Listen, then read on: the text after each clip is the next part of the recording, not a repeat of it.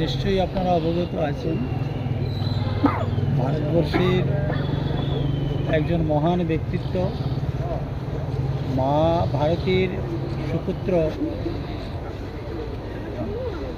ভারতবর্ষের প্রাক্তন প্রধানমন্ত্রী শ্রদ্ধেয় অটল বিহারী বাজপেয়ীজির, যিনি ভারতরত্ন উপাধি পেয়েছেন, ওনার আগামীকাল 25শে ডিসেম্বর ওনার শতবর্ষ আমরা উদযাপন করতে চলেছি সারা দেশব্যাপী।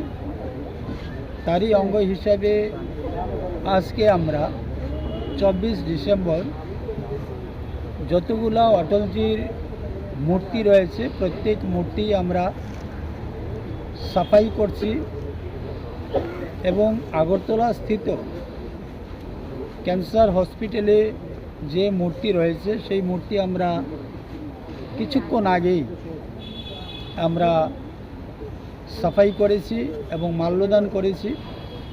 আমার সঙ্গে উপস্থিত রয়েছেন ভারতীয় জনতা পার্টি ত্রিপুরা প্রদেশ কমিটির মাননীয় সহসভানেত্রী শ্রীমতী পাপিয়া দত্ত মহোদয়া, আমাদের অন্যান্য নেতৃত্ববৃন্দ, এখানকার স্থানীয় যারা কর্মকর্তা।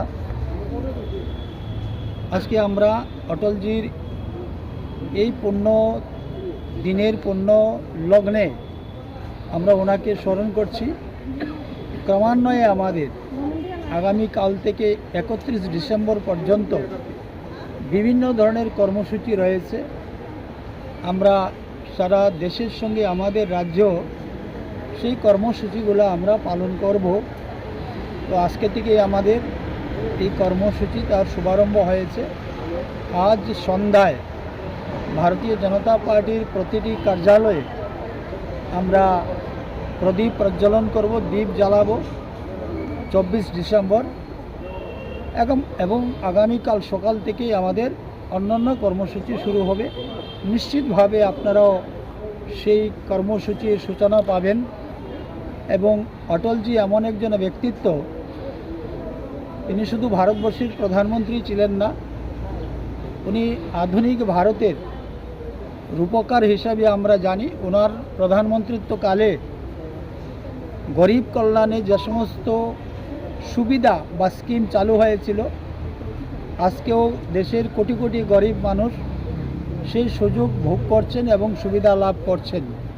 তো স্বাভাবিক কারণেই অটলজি শুধু ভারতীয় জনতা পার্টি থেকেই উনি যে প্রধানমন্ত্রী হয়েছেন, ভারতীয় জনতা পার্টি ওনাকে শ্রদ্ধা জানাবে এমন নয়, গোটা ভারতবাসীর গর্ব এবং গোটা ভারতবাসী আজকে অটলজিকে স্মরণ করছে এবং স্মরণ করবে আমরা মনে করি।